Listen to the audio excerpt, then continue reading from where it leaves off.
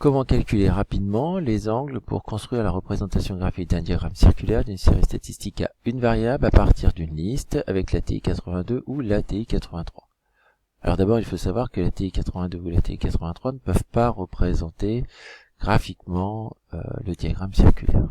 Donc nous, on va d'abord calculer les angles pour pouvoir le reproduire à l'aide d'un rapporteur. Alors il nous faut un exemple. Cet exemple que je vous propose, c'est 250 lycéens et nous allons leur demander à chacun leur moyen de transport utilisé pour venir au lycée. Voilà, quand je lis ici, j'ai 30 qui viennent à pied, 70 en métro, 120 en bus. Leur effectif total 250 et la somme des angles de mon diagramme circulaire que je vais dessiner donc un cercle, je vais avoir 360 degrés. J'allume ma calculatrice et je vais rentrer cette première liste sans rentrer le total.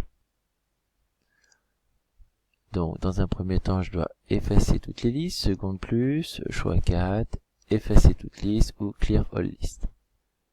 Une fois que c'est fait, je vais sur Stat, Edit et je vais rentrer la liste qui m'intéresse, c'est-à-dire celle-ci de 70 à 10.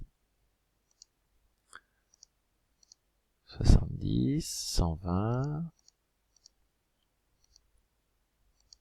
30,